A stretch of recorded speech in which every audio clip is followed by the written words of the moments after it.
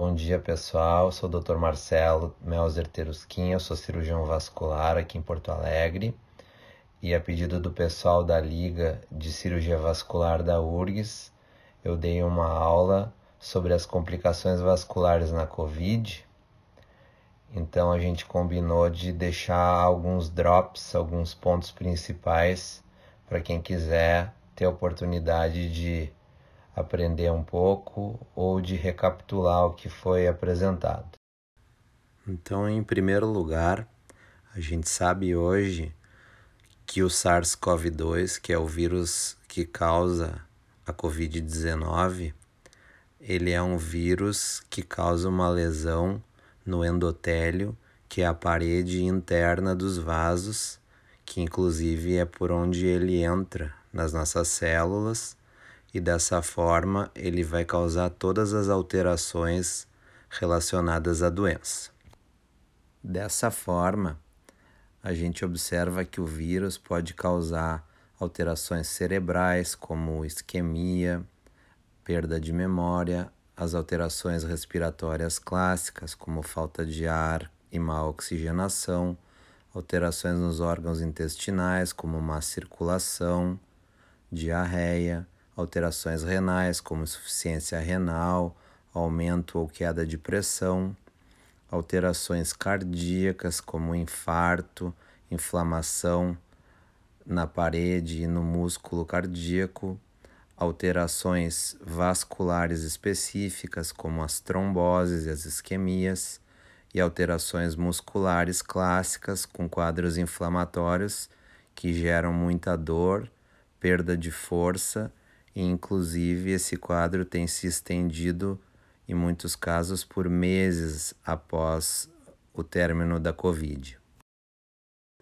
A alteração mais frequente e conhecida na área vascular relacionada à COVID é o tromboembolismo venoso, quando um coágulo se forma no interior de uma veia, que pode gerar um problema a nível local, como se desprender e parar em uma outra região, sendo a mais frequente o pulmão. Então, geralmente inicia por uma trombose venosa profunda nas veias internas dos membros inferiores, onde a gente vai ter um quadro de dor, de edema, de empastamento muscular. A gente pode ter também cianose e hiperemia. O paciente pode apresentar uma febre baixa, pode ter elevação de um exame laboratorial que são os dedímeros. O diagnóstico clínico ele não é muito bom, a gente consegue 50% dos casos diagnóstico clínico, então a gente vai lançar mão do ecodoppler, que tem uma alta sensibilidade em mãos habilitadas.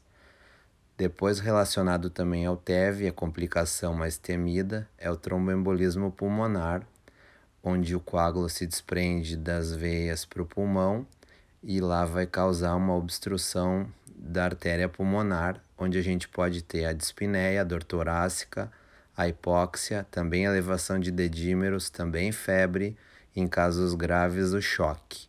O diagnóstico é realizado através da angiotomografia de pulmão e também pode ser realizada a cintilografia pulmonar de ventilação e perfusão. O tratamento de ambos é com anticoagulação e em casos graves a gente pode realizar a trombólise, que é a dissolução do coágulo através de medicação, ou a remoção mecânica através do sistema endovascular ou em algumas vezes até cirúrgico. Essa é uma meta-análise recente que foi realizada em pacientes internados com COVID, que demonstrou que a presença do tromboembolismo venoso aconteceu em 21% dos casos.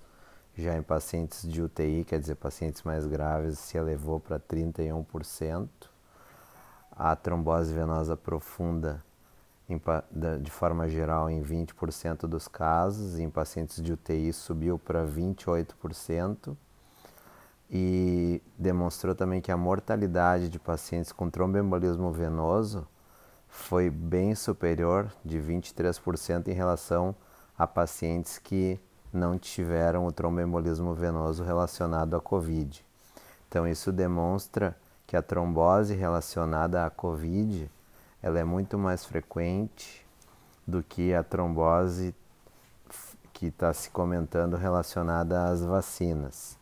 Então sempre a gente acha importante priorizar a vacinação em relação ao risco de desenvolver uma doença que possa evoluir para os quadros de trombose venosa profunda e embolia pulmonar. Uma outra alteração vascular também relacionada à COVID são os quadros de oclusão arterial aguda, em que se forma um coágulo no interior de uma artéria e que vai gerar quadros bem graves. Aqui no caso dos membros inferiores, a gente vai ter o que a gente chama dos 6 P's, que é dor, que é pain em inglês, palidez, parestesia, pulso ausente, pecilotermia, que é o resfriamento do membro, e a paralisia. Nos casos mais graves, pode evoluir para gangrena. O diagnóstico ele é basicamente clínico e, se a gente tiver disponível à beira do leito, o ecodoppler pode nos ajudar na avaliação topográfica da obstrução e no planejamento terapêutico. O tratamento é a revascularização, quanto mais precoce, melhor o resultado, e a gente deixa depois o paciente anticoagulado. E em algumas situações a gente pode ter que lançar mão de medicações para dissolver esse coágulo, esse trombo, que é a trombólise. Aqui é um estudo italiano recente que estuda a isquemia aguda de membros inferiores em pacientes com COVID.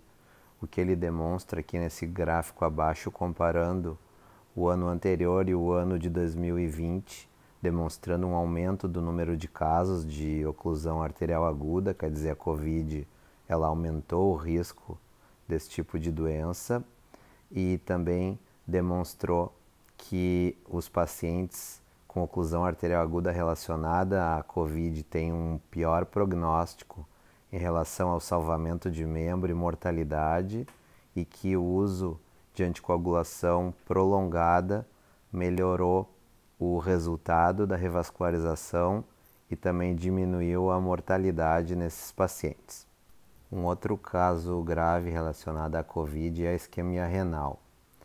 Os pacientes que apresentam isquemia renal, eles têm geralmente alteração de pressão, eles têm oligúria, eles têm anúria, a alteração das provas de função renal, alteração hidroeletrolítica do tipo hiperpotassemia, podendo evoluir para uremia e necessidade de diálise. O diagnóstico geralmente é feito através de provas de função renal, ecodoppler para avaliar a circulação renal, a angiotomografia e a cintilo renal também nos ajuda a ter uma ideia de qual o grau de isquemia o rim está sofrendo.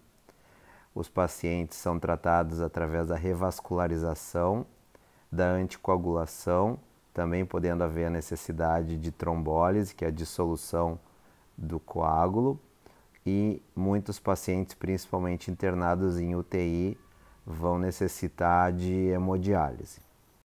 Seguindo nas alterações vasculares relacionadas à COVID, a gente tem um quadro que é o quadro de isquemia mesentérica, que é a má circulação intestinal, onde a gente pode ter casos leves apenas com febre, hemograma infeccioso e diarreia, até quadros de isquemia grave, onde a gente tem dor intensa, distensão abdominal, irritação peritoneal, redução de ruídos hidraéreos, hemograma muito infeccioso e até o choque.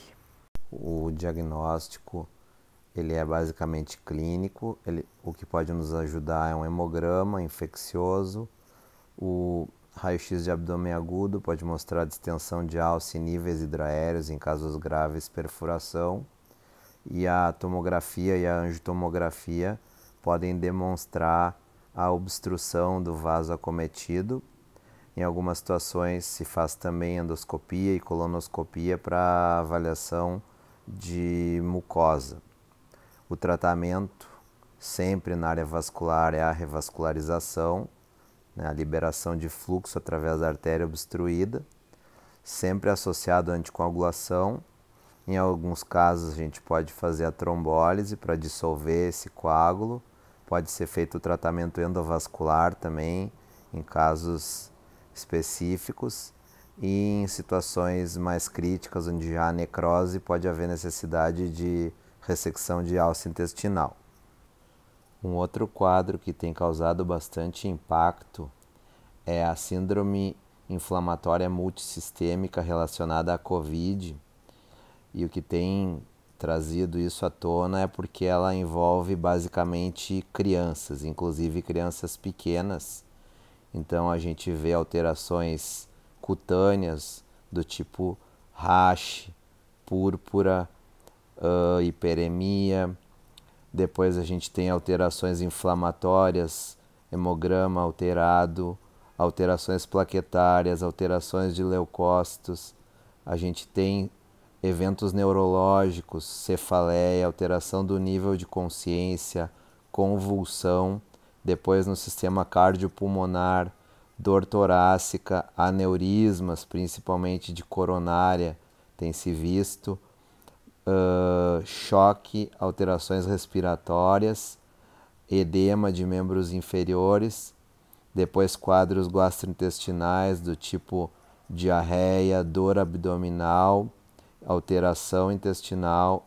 Então é um quadro bastante impactante. Ele não é um quadro comum, mas como envolve crianças, a gente tem que estar sempre atento que as crianças também não passam sem alterações de risco relacionadas à COVID. Aqui a gente vê uma atualização recente do CDC norte-americano, uma descrição de 3.742 crianças com COVID, 35 mortes, quer dizer, uma em cada 1.000 crianças tem risco de morrer. A gente pode ver as alterações vasculares aqui nesses dedinhos à direita. A gente tem trombose, microtrombose e já foram vistos inclusive quadros graves, inclusive de necessidade de amputação.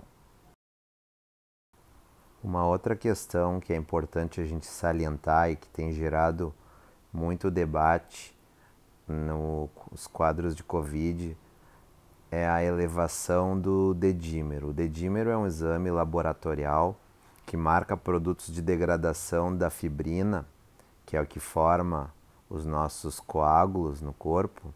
E ele também, além de estar relacionado à questão de hipercoagulabilidade, ele também está relacionado a alterações inflamatórias.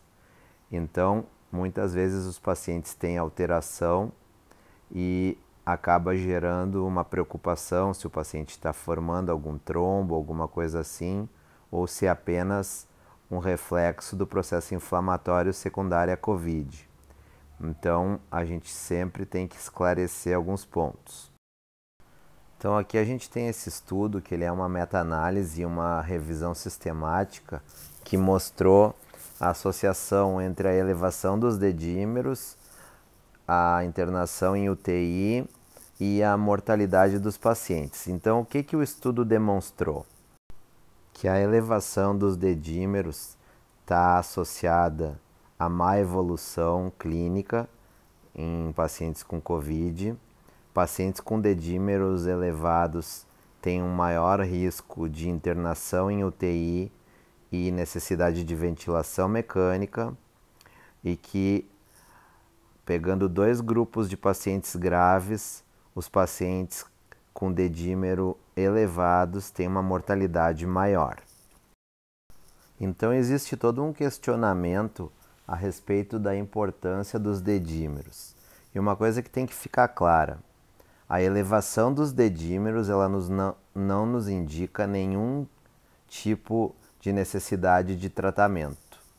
Ela só nos demonstra que o paciente com dedímero elevado, ele requer um pouco mais de atenção, ele pode necessitar de algum exame de imagem, mas nenhuma conduta ela é baseada na monitorização e na elevação alterada apenas de dedímeros.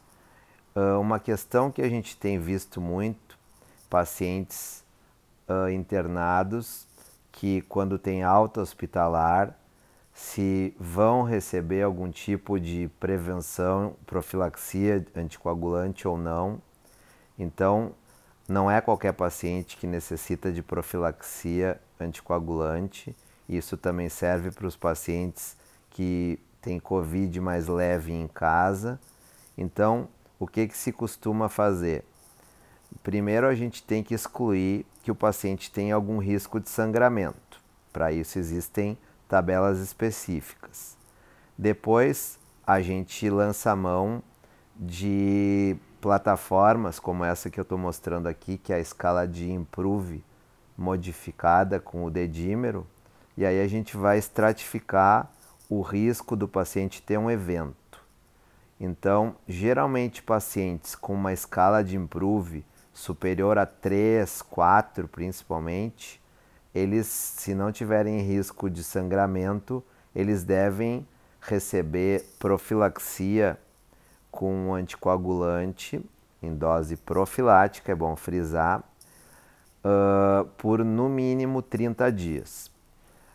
Diferente dos pacientes que têm COVID e que têm algum evento do tipo trombose ou embolia pulmonar, esses vão receber uma dose de tratamento, a dose plena, e vão ser mantidos por anticoagulação entre 3 a 6 meses ou individualizando conforme a evolução de cada quadro. Então é isso aí, pessoal. Esses foram os pontos principais aí da nossa aula sobre alterações vasculares relacionadas à COVID. Espero que vocês tenham aproveitado. Agradeço ao pessoal da Liga de Vascular da URGS aí pelo convite e estou sempre à disposição para o que precisarem. Eu vou deixar aqui embaixo o meu contato no Insta e qualquer um que tenha qualquer dúvida pode me chamar sem problema aí, que a gente está aí na parceria para ajudar a resolver, tá? Um abração a todos.